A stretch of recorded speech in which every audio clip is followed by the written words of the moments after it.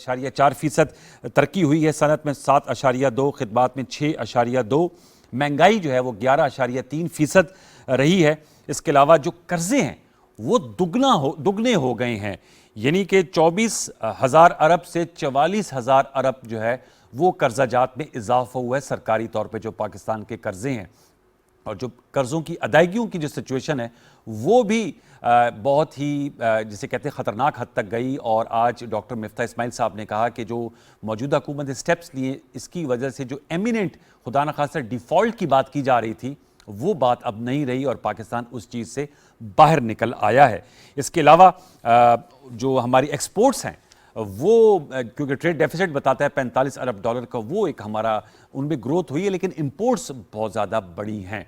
साथ में अब ज़ाहिर बात है कल वफाकी बजट भी आ रहा है और बहुत सी लोगों को उम्मीदें हैं, लेकिन ये भी साथ में है कि जिस किस्म के मौशी हालात हैं इनमें इतनी फाइनेंशियल स्पेस नहीं है। बार कैफ एक निजी मीडिया से गुफ्तगू करते हुए डॉक्टर मिफ्ता इस्माइल साहब ने यह ज़रूर कहा कि जो मुलाजमीन हैं उनके लिए खुशखबरी है और तवक्को है कि जो सरकारी मुलाजमीन की तनख्वाहें हैं और जो पेंशनर्स की पेंशन है उसमें इजाफा होगा। इस हवाले से ज़रूर हम गुफ्तगू करेंगे क्योंकि बड़ा इंपॉर्टेंट डॉक्यूमेंट होता है और रवां माली साल है तो इसमें PTI गवर्नमेंट भी रही और फिर एंड में आकर PMLN आई। ज़ाहिर बात है अप्रैल में तमाम ये प्रोसेस हुआ चेंज ऑफ गवर्नमेंट का through vote of no confidence.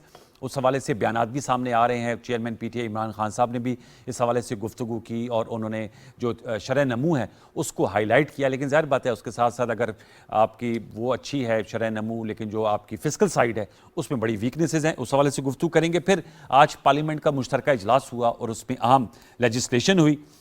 जो इंतखाबात तरमीमी बिल है 2022 उसे कसरत राय से मंजूर कर लिया गया और इसी तरह नैब से मुतालिक जो तरमीमी बिल है वो भी कसरत राय से मंजूर हो गया है। पार्लियामेंट का जॉइंट सेशन था और सदर मुमलिकत साहब की जानिब से जो एतराज़ात थे उन्हें मुस्तरद कर दिया गया है। इस पर ज़रूर हम गुफ्तगू करेंगे, लेकिन इसके साथ साथ अनफॉर्चुनेट इंतहाई अफसोसनाक खबर है डॉक्टर आमिर लियाकत हुसैन जो पाकिस्तान तहरीक इंसाफ के मेंबर कौमी असम्बली थे, आज उनका इंतकाल हो गया। इन्ना लिल्लाहि व इन्ना इलैहि राजिऊन। उनकी शख्सियत के बहुत से पहलू थे, ज़बरदस्त किस्म के एंकर, TV होस्ट, मजहबी प्रोग्राम, फिर इसके अलावा और उन्होंने शोज़ किए, लेकिन उनकी ज़ात के साथ तनाज़ात भी थे। लेकिन एक शख्स बहैसियत मुसलमान जब वो इस दुनिया से रुखसत हो जाएं तो हमें उनके लिए दुआ करनी चाहिए कि अल्लाह ताला उनके जो सफ़र आखरत है उसमें आसानियाँ पैदा करे। लिहाजा हम अपने प्रोग्राम के प्लेटफॉर्म से भी इज़हार अफसोस करते हैं, उनकी फैमिली के साथ इज़हार हमदर्दी। हमारे शोज़ में भी वो आए, वज़ीर मुमलिकत मजहबी उमूर भी रहे और MNA भी इलेक्ट हुए थे 2018 में। तो आमिर लियाकत हुसैन साहब इस दुनिया में नहीं रहे। जो मोअज़्ज़ज़ मेहमान शख्सियत मेरे साथ आज की नशिस्त में शरीक गुफ्तगू उनका तारुफ हम आपसे करा देते हैं। डॉक्टर अनवरुल्लाह खान साहब सेनेट ऑफ पाकिस्तान के रुकन हैं, आप हमें ज्वाइन कर रहे हैं। PMLN से आपका ताल्लुक है, आपका बहुत शुक्रिया। डॉक्टर हुमायूं मोमन साहब सेनेट ऑफ पाकिस्तान के रुकन है, पाकिस्तान तहरीक इंसाफ से आपका ताल्लुक है, आप हमें ज्वाइन कर रहे हैं, आपका बहुत शुक्रिया। और हमें ज्वाइन कर रहे हैं कामरान साहब हमारे पहले कुलीग भी रह चुके हैं और आजकल एक्सप्रेस पे अपना शो करते हैं, प्राइम टाइम शो, इसके अलावा एक्सप्रेस ट्रिब्यून पे लिखते हैं और सोशल मीडिया पे भी ख़ास से मुतहरक हैं। तो कामरान आपको भी वार्म वेलकम। तीनों मोस्ट मेहमान को फॉर्मल हम वेलकम करेंगे। अगर कामरान साहब से ही गुफ्तगू का आगाज़ कर लें क्योंकि ज़ाहिर बात है आप तो मुझे लग रहा है कि आप तो आना चाह रहे हैं 5.97 पे और ये आना चाहेंगे फिस्कल पे। मैं आपकी थोड़ा सा एक करूँगा, आपने इंट्रो में एक बात की है, डॉक्टर आमिर लियाकत की बात की, इन्ना लिल्लाहि व इन्ना इलैहि राजिऊन भी आपने कहा है, लेकिन आपने मकसूद चपड़ासी का जिक्र नहीं किया। अल्लाह ताला उनकी भी वो वफात पा गए वो भी, और इत्तेफाक की बात है वो भी हार्ट अटैक के साथ है। मुझे लगता है कोई सीरियल किलर आजकल है। आमिर लियाकत साहब को तभी नहीं उनको नहीं हुआ ना, लेकिन बाकियों सबका हो रहा है। तो मैंने खास तौर पे जो खास केसेस के साथ चल रहे हैं ना, वहाँ कई सीरियल किलर मुझे लग रहा है। अल्लाह ताला जो इस दुनिया में रही और नहीं रहे उनकी मग़फ़िरत करे। कामरान आपसे मैं जानना चाहूँगा, टू स्टार्ट विद, इकनॉमिक सर्वे आया है और उसमें मुख्तलिफ फिगर सामने आ रही हैं। ज़ाहिर बात है इमरान खान साहब का भी बयान है और उन्होंने कहा जो इकनॉमिक ग्रोथ है वो बता रही है कि 2 साल में तरक्की हो रही थी। और हमाद अज़हर साहब जो इनके एनर्जी मिनिस्टर थे उन्होंने कहा कि ये हमारी जो है वो परफॉर्मेंस चार्ट है और हमें हटाया गया। हुकूमत का ही कहना है कि नहीं जी आपने तो 45 अरब डॉलर का तजारती खसारा था। और आपको याद होगा जब डॉक्टर अफनान साहब की हुकूमत गई तो PTI वाले हमें बताते थे कि 38 अरब डॉलर का तजारती खसारा छोड़ गए। आपसे मैं जानना चाहूँगा इस तमाम इकनॉमिक सर्वे पे क्या राय है और कल के बजट के हवाले से आपकी क्या जेन्युइन तवक्कुआत या क्या खदशात हैं? देखें, एक तो बिल्कुल वाज़ेह है कि कोई भी किसी भी मईशत को जानने के लिए या कारकर्दगी जानने के लिए 2-3 मोटे मोटे इंडिकेटर्स होते हैं। ज़ाहिर है कि जब आपकी जीडीपी ग्रो कर रही हो तो बुनियादी तौर पर तो बिल्कुल इसका मतलब ये है कि आपकी मईशत जो है वो ग्रो कर रही है, और उसमें अगर आप डिटेल में भी जाएँ तो आपका एग्रीकल्चर है, सर्विसेज हैं और इंडस्ट्री है। इसमें जो अहदाफ ज़ाहिर जो पीटीआई हुकूमत ने सेट किए थे उससे उन्होंने उसको उससे ज़्यादा उन्होंने किया है, तो परफॉर्म किया है। तो ज़ाहिर है कि on the face of it looks like कि जी ये तो बड़ा ज़बरदस्त काम हो रहा था, और अदरवाइज़ तो फिर क्यों उनको इस तरह से वोट ऑफ नो कॉन्फिडेंस के जरिए निकाला गया। लेकिन वो कहते हैं कि devil lies in the detail. अब इसमें इनका कसूर नहीं है, तहरीक इंसाफ वालों का। मैं ये कहूँगी पाकिस्तान का एक क्रॉनिक प्रॉब्लम है। क्रॉनिक प्रॉब्लम क्या है कि आपका एक बूम एंड बस साइकिल है कि हम एक फेज़ में गुजरते हैं, मतलब आप बहुत दूर ना जाएं, चलें लोगों की शॉर्ट मेमोरी होती है, मुशर्रफ के दौर से शुरू कर लेते हैं, जब आपके पास डॉलर्स आए, एक बूम आया, लोगों को लीज पे गाड़ियाँ ली, बाइक्स लिए, और वो लगा जी कि पाकिस्तान तो पता नहीं ज़बरदस्त तरक्की कर रहा है। लेकिन वो जब बूम जो है वो बस्ट हुआ, क्योंकि रीज़न ये थी कि आपने जो ग्रोथ थी आपकी वो सस्टेनेबल नहीं होती। अब यहाँ पर भी अगर आप देखें इकनॉमिक इंडिकेटर्स, जीडीपी ग्रोथ आप देख लें, बाकी चीज़ें देख लें, वो तो ठीक है, लेकिन प्रॉब्लम ये है कि क्या ये ग्रोथ जो है वो सस्टेनेबल है? उसमें मेरे ख्याल में सस्टेनेबल नहीं है। रीज़न इज़ दिस कि आपका जो एक्सटर्नल सेक्टर है, जो आपका करंट अकाउंट का खसारा है, आज हम वहीं पे खड़े हुए हैं, 13 अरब डॉलर। और आपको अगर आप देखें जो ओरिजिनल जो इनका टारगेट था जब पिछले साल पीटीआई की गवर्नमेंट थी, वो था 2.3 अरब डॉलर पूरे साल का, और अब 13 हो गया। और जो एक्चुअल जो इवेंचुअली जो होगा जब फाइनेंशियल ईयर ये क्लोज होगा तो कहा जा रहा है कि 16 बिलियन डॉलर तक होगा। अब पाकिस्तान का सबसे बड़ा प्रॉब्लम ही यही है, अगर आपकी, और दूसरा जो सबसे इंपॉर्टेंट जो आम आदमी का जो इशू है, 8% इन्होंने रखा कि अफरात-ए-ज़र की शरह होगी, महंगाई की शरह 11.3, वो 11 वो डबल डिजिट में जा रही है। तो इशू ये है कि हमारे यहाँ प्रॉब्लम यही है कि इसका मतलब ये हुआ कि जिस तरह पीएमएलएन के दौर में आपकी जो ग्रोथ है वो होता क्या है कि कंजम्पशन लेड है, एक्सपोर्ट लेड नहीं है, इसलिए सस्टेनेबल नहीं है, इसीलिए आपके पास डॉलर नहीं होते। अगर आप एक्सपोर्ट लेड होती तो फिर आज that is a very important point. Doctor Humayun साहब ये जो नुकता उठाया कि एक्सपोर्ट लेड नहीं है, ज़ाहिर बात उसकी वजह से आपको याद होगा कि जब आप लोगों का करंट अकाउंट एक वक्त में सरप्लस भी आया था तो उस पर बहुत ज्यादा ट्वीट्स भी होती थी, सर ये 13.5 अरब डॉलर का करंट अकाउंट डेफिसिट, और सबसे बड़ी कर्जे दुगने हो गए, 44,366 अरब रुपए। तो ये कर्जे बहुत लिए आप लोगों ने। टोटली एग्री, ठीक है। कामरान साहब ने बड़ी अच्छी बातें बताई हैं। अब मैं इकोनॉमिक्स का स्टूडेंट नहीं हूँ, मैं बेसिकली साइंस का हूँ, लेकिन मेडिकल हूँ, ठीक है, और सेनेटर है ना। Senator is not a qualification कि भाई मैं मुआइशत पे एक बहुत बड़ी चीज़ होगी ना, लेकिन मैं बेसिक चीज़ें करता हूँ। जैसे आपने कहा कि जो आपका डेफिसिट होता है ना, वो आपका बताता है कि आपके एक्सपोर्ट्स और आपके इंपोर्ट्स में क्या इम्बैलेंस है, ठीक है। अब ये इम्बैलेंस एक दिन में या 2 दिन में नहीं होता, ये आपकी पॉलिसीज पीछे से जो चली आ रही है, क्या हमारी पॉलिसी पिछले 30 साल में एक्सपोर्ट ओरिएंटेड थी या नहीं थी? तो 50 दिन के हिसाब मांग रहे हैं। सुन लेना, 50 को छोड़ देना, मैं आपको एक बात बता रहा हूँ, हम तो उनसे अभी हिसाब मांग ही नहीं रहे ना। सब कहते हैं 50 दिन में, 50 दिन में तो देखिए 50 दिन में जो हुआ है वो आपको भी पता है, मुझे भी पता है, उसकी हम बात बाद में करते हैं। पहले हम बात कर लेते हैं उस डिस्क्रिपेंसी की या वो वाइड गैप की।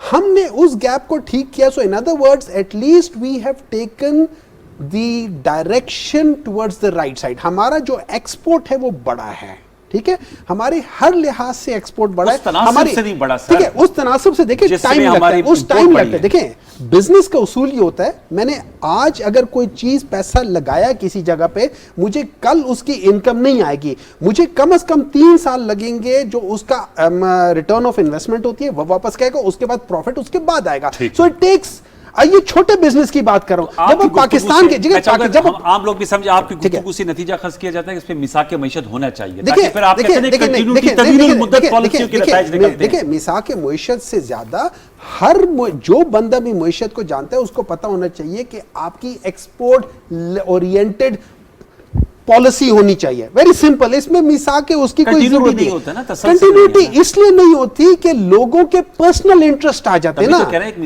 देखिए ये मिसाक की बात नहीं है, this is about the sitting government who is taking the wrong directions, who are taking, उनका कोई अपना पर्सनल इंटरेस्ट होता है।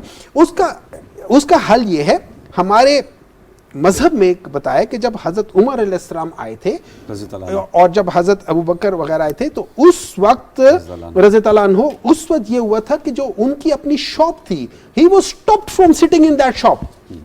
इसको कहते हैं आजकल के जमाने में कॉन्फ्लिक्ट ऑफ इंटरेस्ट। ठीक है। जब आपके जो लीडर हैं उनके अपने बिजनेसेस हैं, मैं एज ए प्राइम मिनिस्टर या एज ए फाइनेंस मिनिस्टर, मेरी अपनी स्टील मिल है जो कि प्रॉफिट में जा रही है और गवर्नमेंट की स्टील मिल खसारे में जा रही है, there is a something which is going on. तो कॉन्फ्लिक्ट इंटरेस्ट आपके बकौल नहीं था ना, तो फिर तभी क्यों तो खसारा ठीक, हुआ? देखिए ना, देखिए अब सुनो एक मिनट, अब खसारे को हम 2 हिस्सों में डिवाइड कर लेते हैं। ठीक है, खसारे को 2 हिस्सों में डिवाइड कर ले। आपने कहा कि 13 अरब रुपए हैं आज, 13.5 अरब डॉलर है करंट अकाउंट डेफिसिट। ठीक है, ठीक है।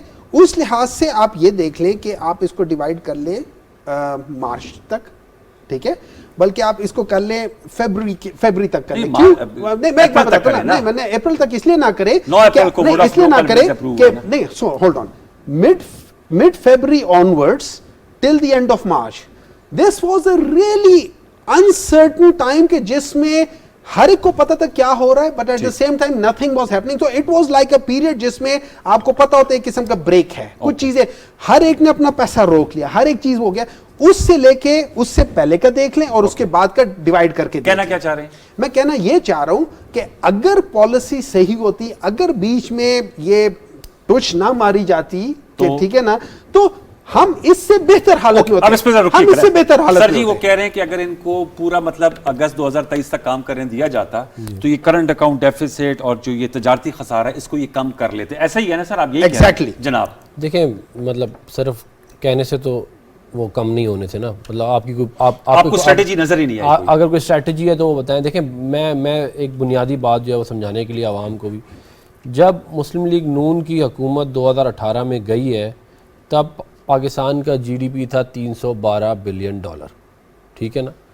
आज वो जो है, आज 4 साल बाद, इनकी 4 साल की हुकूमत के बाद वो है 281 बिलियन डॉलर। सुकड़ गया नहीं, उसकी रीबेसिंग हो गई। अब तो मेरे ख्याल में कुछ 384 बिलियन डॉलर हो गए।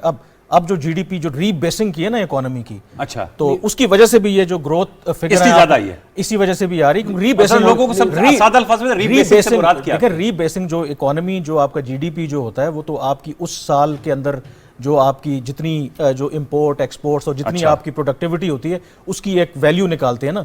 तो इससे पहले जो रीबेसिंग का ईयर था वो पुराना था, अब उसको चेंज करके 2015-16 कर दिया गया है, जिसकी वजह से जो तमाम फिगर्स हैं अब वो चेंज हो गए हैं। तो वो उसमें एक चेंज आई है रीबेसिंग की वजह से। इसमें ये बात ऐड करता हूं, मैंने ये नंबर 4-5 जगहों पे चेक किया। रीबेसिंग से पहले बिल्कुल आप ठीक कह रहे हैं कि वो कम था। मैं रीबेसिंग के बाद भी मैंने ये 4-5 देखिए, उसकी वजह, उसकी एक लॉजिकल वजह है। 383 बिलियन डॉलर का मतलब ये है कि आपकी इकॉनमी 10 या 15% के ऊपर ग्रो करे पिछले 4 साल, तब आप 383 बिलियन डॉलर पे जाते हैं। ऐसे तो नहीं जाएंगे ना। कहते एक साल की रीबेसिंग की वजह से 100 रुपये, तकरीबन 100 नहीं, तकरीबन कोई 70-80 रुपए की डिवैल्यूएशन है।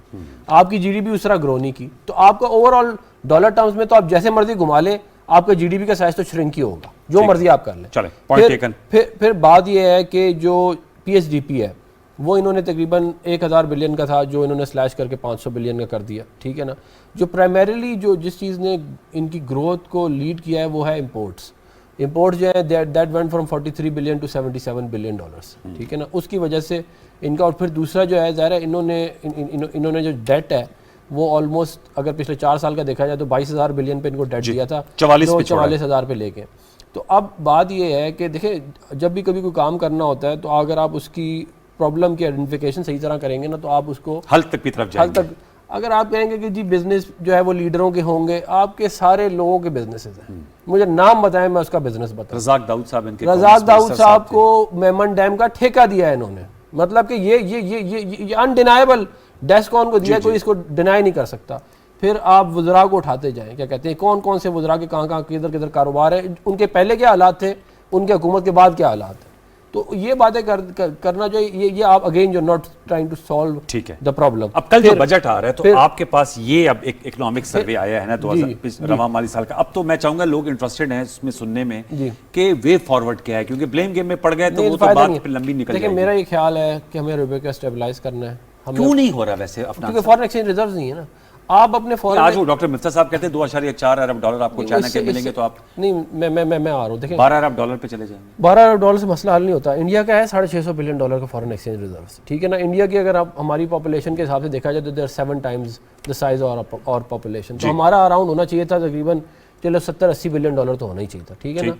अगर आपका $70-80 बिलियन का फॉरेन एक्सचेंज रिजर्व है, ना आपको IMF के पास जाना है, ठीक है ना आपको क्या कहते हैं जो है वो, अगर आप इतनी सेविंग कर सकते हैं ना, आपको ये जो बार बार हर चौथे दिन ये क्या कहते हैं ऊपर नीचे आपका स्लम्प आ रहा था, वो फिर जो है ये इन्होंने बिल्कुल ठीक कहा, क्या कहते हैं कि अगर हम एक्सपोर्ट्स के ऊपर फोकस नहीं करेंगे तो हम ये बूम टू बस्ट वाले साइकिल में फंसे रहेंगे। और आपके दौर में भी एक्सपोर्ट्स नहीं बढ़ सकी हमारे दौर में जो है वो आपकी बात दुरुस्त है, लेकिन हमने कुछ फंडामेंटल चेंजेस ऐसे किए थे जिसकी वजह से IT सेक्टर जो है उसके अंदर काफ़ी जो है वो अब आपने ग्रोथ देखी। तो ये अब ये पैसा जो है जो इस्तेकाम या IMF से मुआहदे के बाद इसमें आएगा, क्योंकि आज भी डॉक्टर मिफ्ता साहब कहते हैं कि अब बजट के बाद उनकी पहली तरजीह होगी कि उसका क्लोजर करें ना, जो मुआहदा होना है IMF के साथ।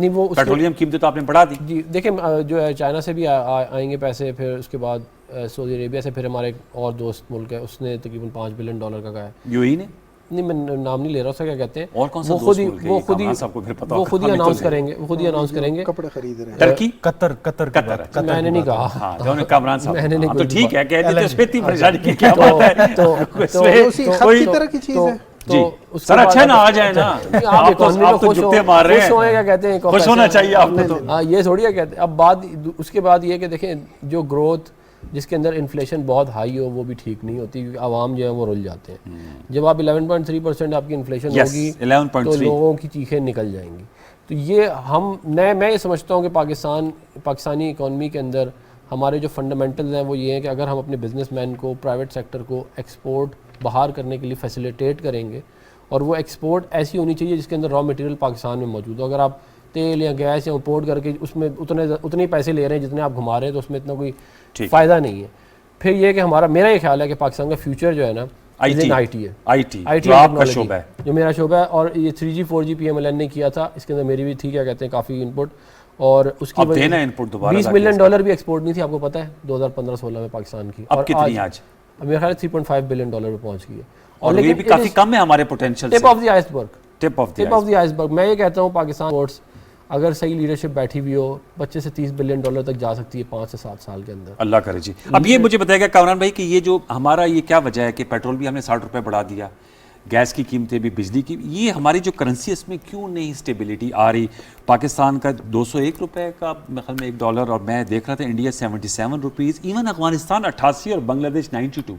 किसकी क्या वजह है भाई? वजह तो वही वाली बात है कि ये अगेन ये आपके सवाल का जवाब भी है कि वही अगर हमारी मईशत जो है वो किसी एक गवर्नमेंट को ब्लेम करने वाली बात नहीं, इतना अच्छा ग्रो कर रही होती तो फिर आपको ये वाले मसाइल ना होते। मतलब इन सिंपल वर्ड्स आपके पास, आपको पता है कि जब आपके पास 6 हफ्तों तक के लिए जो आपका इंपोर्ट बिल पे करने के लिए जब आपके पास डॉलर्स नहीं है, तो ज़ाहिर है जो मार्केट में जो प्लेयर हैं पैनिक तो एक होता है।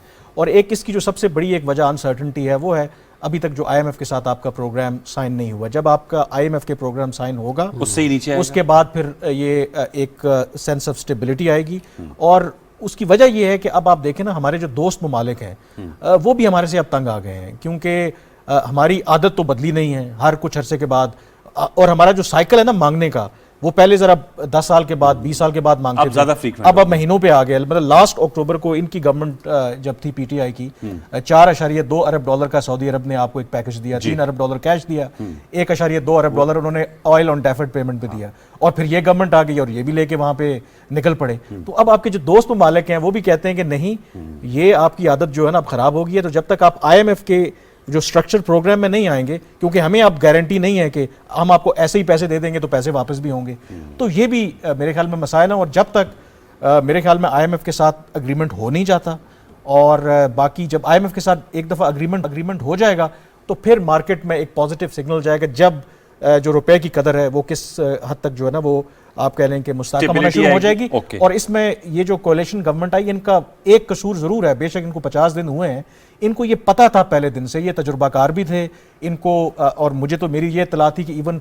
वोट ऑफ नो कॉन्फिडेंस से पहले ये बड़ी ब्रीफिंग्स भी कर रहे थे मिफ्ता साहब और सब सारे लोग। तो इनको तो राइट फ्रॉम डे 1 इनको वो स्टेप्स लेने चाहिए थे जो उन्होंने 6 हफ्तों के बाद लिए हैं। उसकी पॉलिटिकल कॉस्ट वजह है, पॉलिटिकल कॉस्ट ऑब्वियसली उनको पहले देखे ना, वो पहले सर्टेन नहीं थे कि देखिए आपने $60 बढ़ा दिए। रीजन ये था कि वो उस उस वक्त तक जब तक खान साहब का जो लॉन्ग मार्च है वो जब आए और फिर आके चले गए, उससे उस वक्त तक ये कोalition गवर्नमेंट को शायद ये एतमाद नहीं था कि शायद ये ना हो कि हम एक तरफ मुश्किल फैसला लें और चले जाएं। खान साहब अभी भी कह रहे हैं कि सुप्रीम कोर्ट मुझे इजाजत दे, मुझे तो लगता मैं है फिर- कि देखें, मुझे नहीं लगता कि अब इतना जल्दी खान साहब आएंगे। जो अच्छा, मेरा नहीं गर्मियां ख्याल गुजारेंगे है। मतलब? मेरा ख्याल है कि उनको जो उनके दोस्त यार ये डॉक्टर साहब बेहतर बता सकते हैं कि जो उनके लेफ्ट राइट अब वो कह रहे हैं कि थोड़ा आप मजा ले लें, कोई बात नहीं, अगर इक़्तिदार आपसे चला गया है तो बाज़ दफ़ा एक पॉलिटिशियन है, आपकी दोबारा बारी आ जाएगी। तो वैसे ही इनकी मुश्किल सूरत हाल है, इतनी ज्यादा इन्फ्लेशन बढ़ रही है, मुश्किल ये फैसले ले रहे हैं, तो आपको तो वैसे ही एडवांटेज मिल रहा है इनको करने वैसे का। मैं जो ये तो बात- शायद हो सकता है कि लॉन्ग मार्च इतना जल्दी वो करेंगे नहीं। कामरान साहब ने जो बात की, वैसे डॉक्टर साहब मैं आपसे जानना चाहूँगा, वैसे आप लोग अगर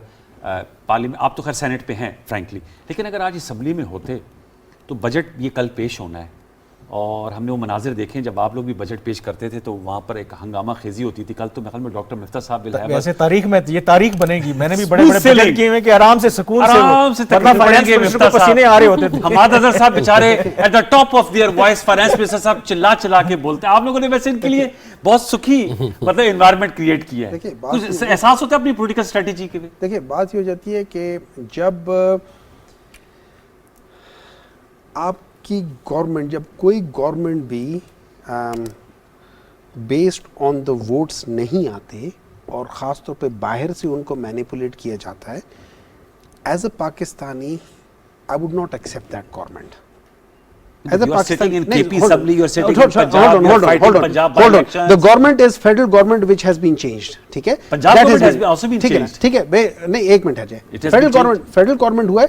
पंजाब गवर्नमेंट इस वक्त एज ऑफ नाउ उसूलन ये होना चाहिए था कि वो जो 5 बंदे जो पीटीआई के रिजर्व उस पे थे उनको वापस नोटिफिकेशन election commission का फैसला।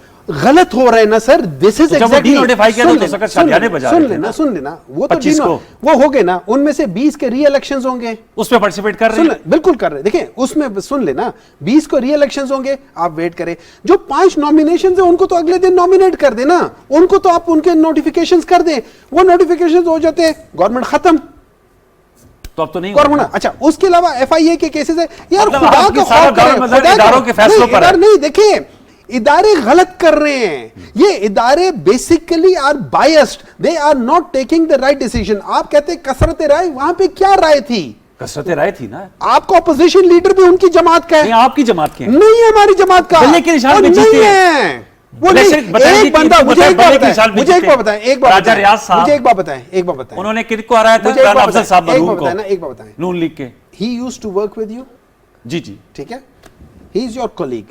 Agreed? Is he still working for PTV? No. No. Exactly. Because ये अभी किसी और चैनल के साथ हैं, आपके साथ नहीं है. वो बंदा जब मेरी, देखिए आपका जो क्यों एक आपने मिनट है, space दी? एक मिनट. मेरा भी नहीं, सवाल सुनिए, मेरा भी सवाल सुनिए. आपने देखिए, space क्यों दी सर, उनको? आपकी कॉन्स्टिट्यूशन कहती है 3 जगहों पे आपकी पार्टी आपके खिलाफ नहीं जा सकती, आपके लोग आपके खिलाफ नहीं जा तो सकते. नहीं गए ना। They didn't sir vote. गए हैं. They didn't vote. देखिए मेरी बात सुने. They didn't vote because of के हम लोग बीच में से निकल गए. क्यों निकल गए? सवाल निकल गए. हम उस चीज को, हम गलत चीज को मानते ही नहीं है. हम क्यों उस जगह बैठे? हम उनको हुकूमत अगर रिकॉग्नाइज ठीक- क्यों करें? अच्छा, हुकूमत- लेट हुकूमत अगर ठीक है। Me tell you one thing. ठीक है, वो इत्तेहादी अब मुझे आपके साथ अब है तो मुझे ठीक अब थे, मुझे वो- वैसे ये डॉक्टर अफनान साहब ने जो कहा है, MKM आपके साथ थी, बाप पार्टी आपके साथ थी, देखिए तो ना, ठीक जीत- ठीक है, वो- देखिए वो आपके साथ हलाल था। कोलिशन पार्टीज है. 2018 के हमें इलेक्शन उनसे, में हमें manipulate किया गया कोलिशन आपके पार्टी से हमें कोई वो नहीं है. तो वो वही उन्हीं उनकी के वोट राय से है. हमारी ठीक है, हुकूमत वो बनी। उनकी राय है. इन्हीं ठीक है, के वोट उनकी से राय है. बनी है, ठीक है? इन्हीं के वोट से बनी है. अगर ये ना जाते, ये लोग ये क्यों नहीं- घटिया हरकत ना नहीं, करते, ये वो लोग कभी ना इत्तेहादी- हिलते. इत्तेहादी- देखिए पॉलिटिक्स है, आपको भी पता है, मुझे पता है. इत्तेहादी- let's not go into that नहीं, थिंग. इत्तेहादी- आप इसमें कोई कसूर नहीं, क्यों आगे क्यों हिल गए? एक मिनट है जी, 3 एक मिनट। साल 9 महीने सुने, हुकूमत सुने, की, वो हिल सुने, क्यों गए? सुने, because as far as I am concern they sold their conscience. when they joined you. That was before the elections, not while. देखिए रिपाज अफनान, भी एक लोटा अलग बन- बात वो न भी करें. लोटा बन- मैं आपने एज ए election के बाद सेनेटर, join किया मैं था। एज एन एमएनए, independent मैं के बाद एज एन join किया था। एमएनए जी, जी, फ्लो बाद में क्रॉस किया। करूं, दैट इज रॉन्ग. मैं आपको join एमएनए कराए से गए हैं। क्या चीज? जो आपके जो 20 है ना, मैं आपको बताऊं, जो पंजाब के 20 वो MP इलेक्शन लड़ कर आए ना. नहीं, उस- वो लेकिन- लड़ कर आए लेकिन- हैं. हिस्टोरिकली बता उसमें रहे से 17 जो है वो इंडिपेंडेंट जीते थे. 18 में। 18 में. ठीक वो है आपके थे ही नहीं. दे जॉइंड ना. कौन सा ग्रुप था जी बड़ा मशहूर? घड़ा या क्या था? 17 में से 20 जो है वो 18 में जो सिंबल था बड़ा मशहूर हो गया था। वो जीप जीप वो जीप वाले हैं सर। लेकिन चले मैं अच्छा, एक चीज वैसे मैं आपकी बात को आगे बढ़ा नहीं, आपकी बात को जो आप वो कर रहे हैं ना, देखिए हमारा वो तहरीक इंसाफ हो, नून लीग हो, पीपल्स पार्टी हो, हमारी तमाम सियासी जमातों का प्रॉब्लम ये है, लेट्स एक्सेप्ट द फैक्ट कि हमारे यहाँ ज़ाहिर है कि जो हुकूमतें बनती रही हैं मैनिपुलेशन से साथ बनती रही हैं, जो जाती रही हैं साजिशों से जाती रही हैं। प्रॉब्लम ये है कि 2018 से पहले जो राइट क्वार्टर्स थे वो आपकी राइट पे थे तो सब कुछ एक्सेप्टेबल था।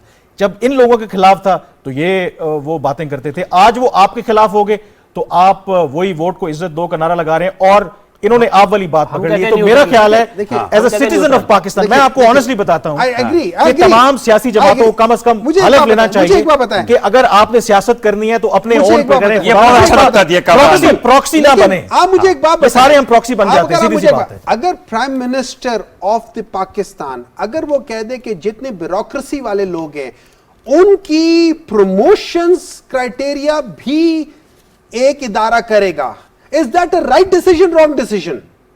नहीं, मेरे ख्याल में तो ये बिल्कुल सही डिसीजन नहीं है। Exactly, Absolutely. But that is not it. अच्छा, बल्कि हमने एक मिनट सर, आप गुफ्तगू को मैं आपको बता, एक रिक्वेस्ट है।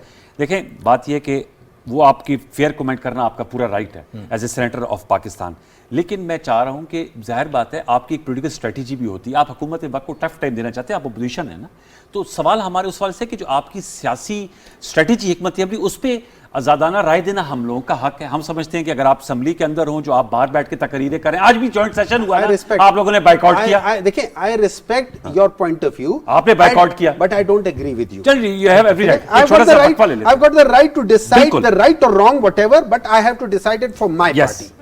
फराज, एक छोटा सा वक्फा व्यूअर्स लेते हैं, उसके बाद दोबारा लौट के आते तो अपनी गुफ्तगू को आगे बढ़ाएंगे। एक छोटा सा वक्फा, फिर हम आते हैं। प्रोग्राम 10 तक देखते रहिए।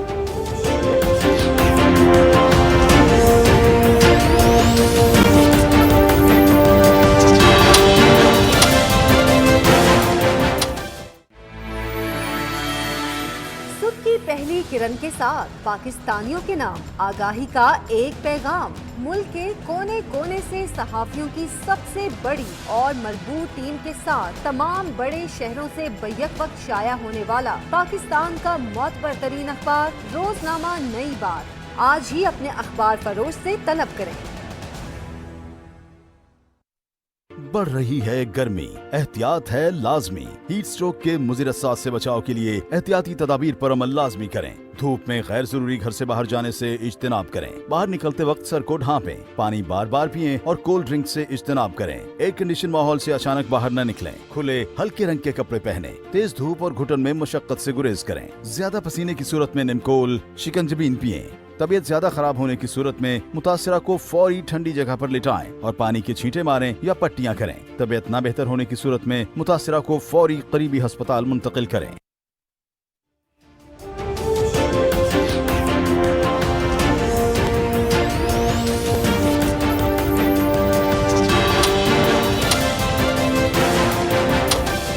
Welcome back viewers. हम गुफ्तगू कर रहे हैं, कल वफाकी बजट इंशाल्लाह पेश होना है। इक्तिसादी सर्वे आज आया है, उस पर हमारी गुफ्तगू मुख्तलिफ नुकात पर जारी है।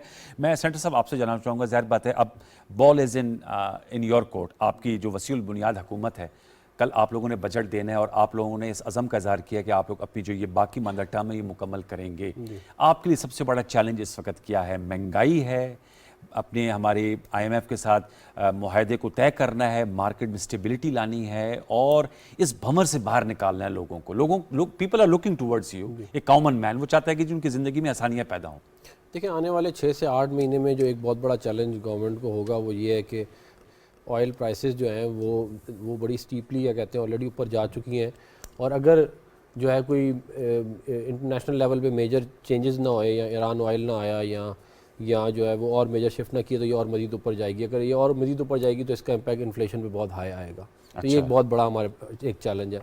फिर दूसरा चैलेंज ये है कि देखें, ग्रोथ जो है वो बिल्कुल मैं हमेशा ग्रोथ फोकस्ड रहा हूँ, या कहते हैं ग्रोथ बड़ी इंपॉर्टेंट चीज़ है, मगर ज़ाहिर है ग्रोथ जिसके अंदर इन्फ्लेशन बहुत हाई हो वो अगेन क्या कहते हैं it is a big problem for the country. तो मेरा ये ख्याल है कि नेक्स्ट ईयर, ये जो नेक्स्ट पूरा फिस्कल ईयर है, इसके अंदर गवर्नमेंट का फोकस होगा इकोनॉमिक स्टेबिलिटी, इन्फ्लेशन को कंट्रोल करना, IMF के प्रोग्राम को रीस्टार्ट करना, अपने फॉरेक्स रिजर्व्स को शोर अप करना, और जो हम इन्वेस्टमेंट लाने का हमारा प्लान है तकरीबन कोई $29 बिलियन की चाइना से स्पेशल इकोनॉमिक जोन्स के अंदर, वो लेके आना। और ये जो सर ये जो स्टेट ओन इंटरप्राइजेज जो एक बहुत बड़ा ब्लैक होल है, जी जी, आपके देखा जाए वो जो हम मिसाक मीशत की बात करते हैं, ठीक है, अगर बाज़ लोगों को अगर उस लफ्ज़ से चिढ़ है, लेकिन मेरे ख्याल में इनके मंशूर में भी है प्राइवेटाइजेशन करना स्टेट ओन का, आपके मंशूर में भी है। मेरे ख्याल में शायद पीपल्स पार्टी का व्यू इस पर ज़रा मुख्तलिफ है। तो क्या मतलब, क्या इशू क्या है, क्या हमारे माने हैं कि वो जो ब्लैक होल है जिसमें हमारे अरबा रुपए जा रहे हैं, उससे तो सर ख़त्म करें, उसका छुटकारा दिलवाएं, उससे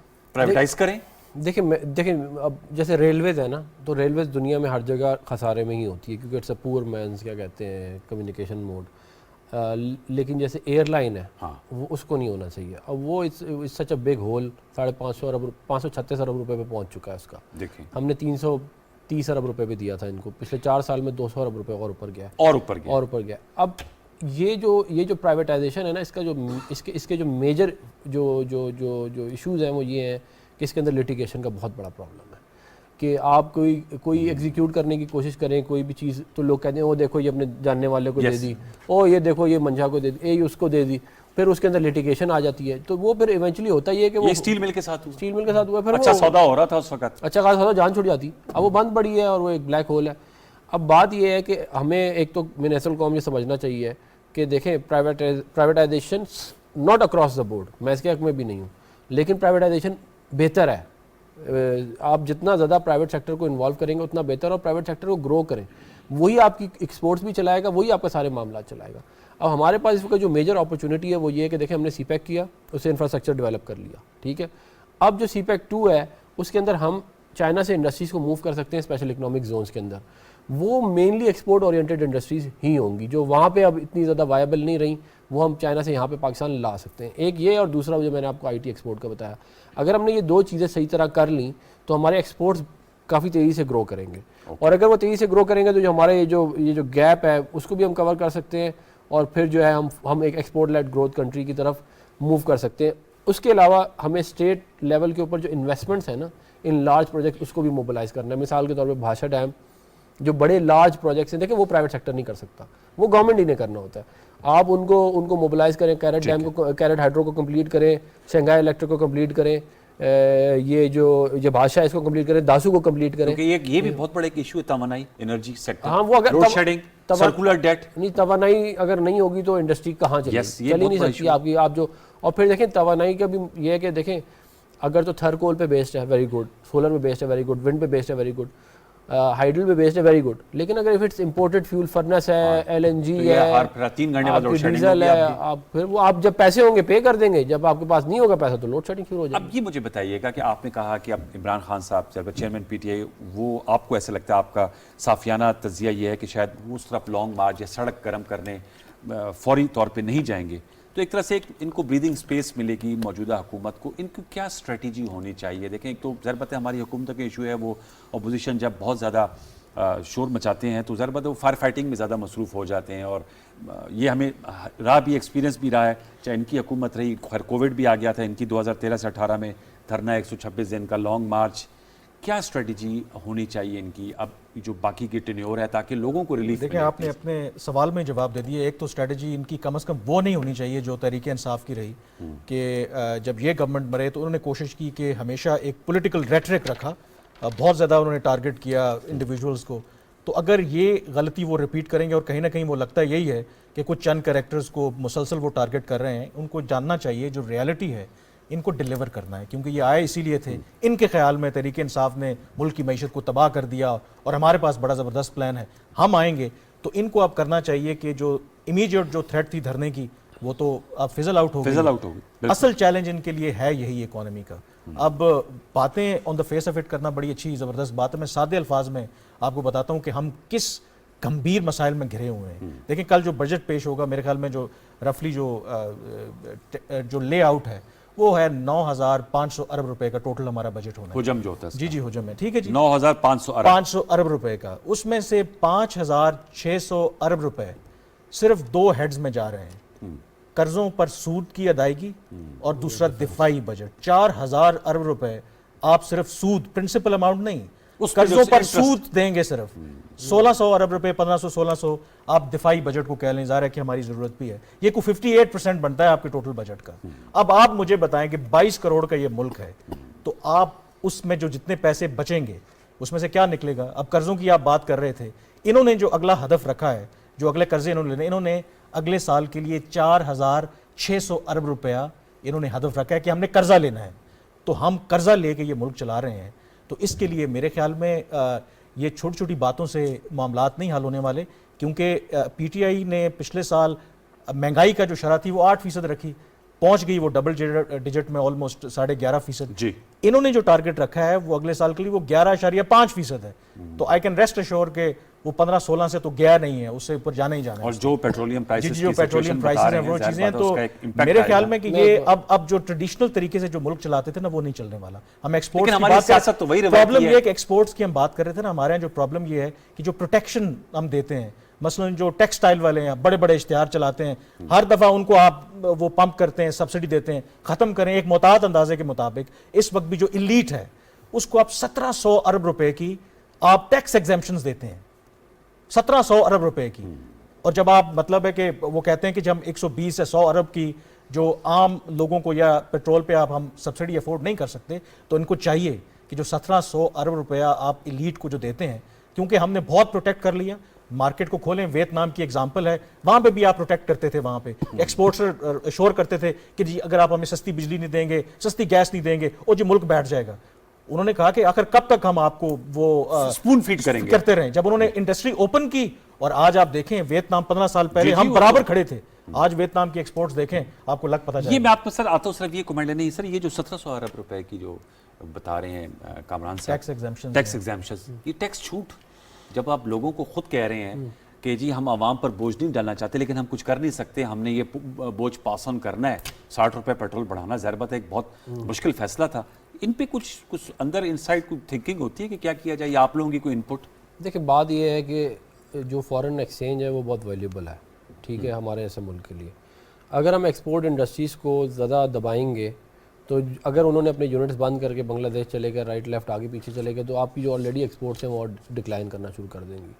तो मैं उस सेक्टर को ज़रूर टैक्स करना चाहता हूँ जो एक्सपोर्ट ओरिएंटेड नहीं है, लेकिन जो ऑलरेडी एक्सपोर्ट्स के अंदर है। मिसाल के तौर पे अब ये बहुत सारे मेरी भी उनसे इंटरेक्शन हुई है, टेक्सटाइल वाले। अच्छा। वो ये कहते हैं कि जी हमें गैस नहीं मिलती, हमें बिजली नहीं मिलती, जो मिलती है वो बहुत महंगी मिलती है, चाइना में इतनी है, बांग्लादेश में इतनी है, इंडिया में इतनी है, हमें इतने में दे रहे हैं, हम दुनिया में कैसे कम्पीट करें। और ये एक लॉजिकल आर्ग्यूमेंट भी है उनका। ठीक। फंडामेंटली हमें अपने पावर सेक्टर को सीधा करना है, अगर हमने अपनी इंडस्ट्रियल ग्रोथ को लेके आना है। अगर पावर सेक्टर नहीं सीधा होगा ना, तो उस पर डिपेंडेंट है आपका बाकी सारा कुछ। फिर दूसरा ये कि political stability is very important, yes, सही ना। और तीसरा ये कि जो उन्होंने कहा, ये जो बजट की बात की, जो मैंने डॉक्यूमेंट देखे थे कुछ दिन पहले, उसमें 9,500 अरब रुपये बिल्कुल ठीक कह रहे हैं ये, लेकिन हमने एक टारगेट टैक्स कलेक्शन का 7,600 अरब रुपये का रखा है। अचीवेबल है? चले मेरा ख्याल है 7,600 ना हुआ तो 6,500 टारगेट वो रखे जो आप हासिल भी करें। इन्होंने भी रखा था, याद है? हमने 5,500 का किया था। नहीं 6,200 है तो ऑलमोस्ट वो करीब ही है, 5,800 करीब है। हाँ, 5,800, तो हम तो उससे ज्यादा चले गए। अच्छा डॉक्टर साहब, मैं आपसे जानना चाहूंगा, 300 अरब रुपए। डॉक्टर साहब आप भी मैं रोके बड़े गौर से सुन रहे थे जब कामरान साहब बात कर रहे हैं, जो हमारे मुआशी नहीं, वो 7,000 हो सकता है। हमारी मईशत पे सियासत कब खत्म होगी? देखिए बात ये है कि ये सवाल है। देखिए एक बात ये है कि थोड़ा सा ये कि आपने मुझे जब बुलाने से पहले बताया था कि कुछ और है, मैं मईशत के बारे में उतना नहीं जानता है। तो मैं जो गुफ्तगू बड़ी सादा अल्फाज में गुफ्तगू की, मुझे नहीं, लेकिन उसके मामले की पेचीदगी का एहसास हो रहा है। सर फिगर्स तो पता होने चाहिए ना आपको, कोई कॉन्सेप्ट होना चाहिए, तो उस लिहाज से। लेकिन मैं आपको एक चीज समझा देता हूं, जैसे इन लोगों ने बात की है कि हमारे जो मेजर प्रॉब्लम्स हैं, जैसे आपने कहा एक एनर्जी प्रॉब्लम है, बहुत बड़ा इशू है। एनर्जी प्रॉब्लम में दो चीजें हैं। हम जो कैपेसिटी पेमेंट है, सर्कुलर डेब्ट की सूरत में थे, आप बिजली खरीदे इस्तेमाल करें ना करें, आपने पैसे देने हैं, ठीक है। नंबर 2, अब ये चीजें वो हैं कि 2030 तक जो मर्जी आता जाए उसके ऊपर ये लागू होता जाएगा, अनटिल अनलेस वो चीज करेक्ट ना कर दी जाए या वो जब कॉन्ट्रैक्ट खत्म ना हो जाए। हमने तो बहुत सुना था कि 80-9 आप लोग उनसे कोई मुआहदात कर रहे हैं आईपीपीएस के साथ। कर रहे थे, ठीक है। अब उसमें ये याद रखें, जब मैं आपके पास एक लीगल डॉक्यूमेंट है and I want you to change that thing, आप उसके ऊपर, वो आपकी मंशा तक है कि आप उसको चेंज करते हैं या नहीं करते, उसमें बहुत सारी चीजें हो जाती है, ठीक है। लेकिन सवाल ये है कि उसके ऊपर वो जो डिटेल्स थी वो की क्यों है, मतलब वो कौन से ऐसे लोग थे कि जो कहें कि यार अफनान बड़े प्यार से कह रहे हैं कि जी हमें ये करना चाहिए, वो करना चाहिए। क्या ये इनको आज पता चला है? क्या 1990s में इनको नहीं पता था? क्या 1980s में नहीं पता था? क्या 3 दफा हुकूमत करने के बाद लोगों को समझ आती है कि यार हमें ये करना चाहिए? अच्छा, उसके बाद फिर क्या आप लोग अब ये हल बताएं सर। अब ये 13 पार्टियां, हर एक पार्टी के अपने फाइनेंस वाले बंदे होंगे, हर एक पार्टी के इनके 2-3 है, लेकिन उनके साथ हेड तो सारे कर रहे होंगे ना, हर एक के साथ है, और इनके 2 बंदे, इनके 2 बंदे हैं, इनके 2 बंदे हैं। तरीन साहब भी कुछ अपना हिस्सा डालना चाहते थे। देखिए डार साहब अपनी जगह पे हैं, शौकत तरीन साहब ने तो इनको शुरू में बताया था कि ये कर लो उस वक्त। अच्छा, ये लोग कहते थे अभी 1.5 महीने 2 महीने पहले कहते थे कि ये जो पेट्रोल के प्राइस और बिजली के प्राइस ज्यादा हुए ना, ये महंगाई है।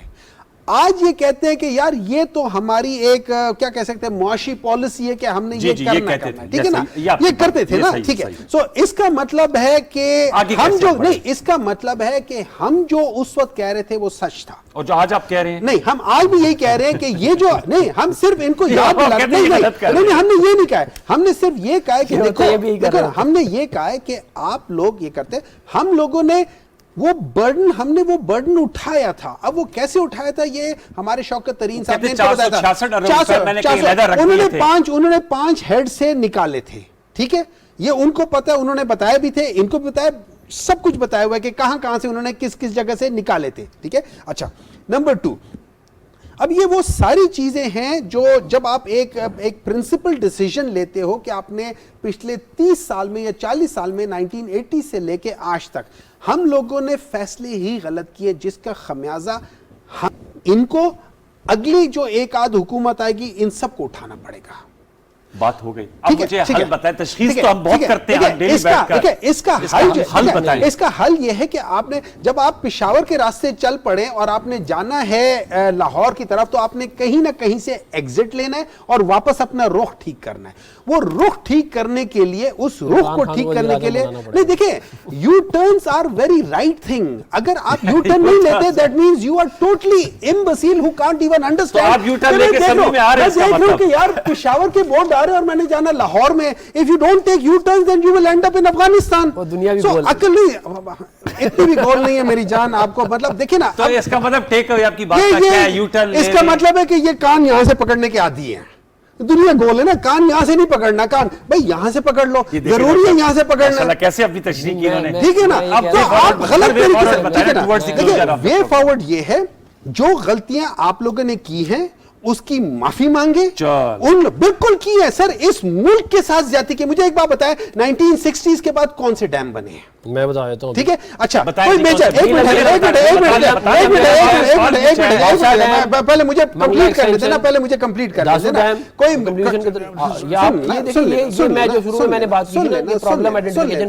सुन लेना, अगर आप लोगों ने देखे ना, आपकी थ्रू आउट मईशत was totally based on furnace oil. मैं तो आपको कह रहा हूं कि हमने जो डैम बनाए, मैंने आपको ये आप लोगों को आज से अच्छा आप पढ़े लिखे आदमी, मुझे पता है जो नीलम झेलम डैम है कि नहीं, वो कहते हैं there is no use of crying over spilled milk. एक मिनट है जाए, but you need to understand why that milk was spilled.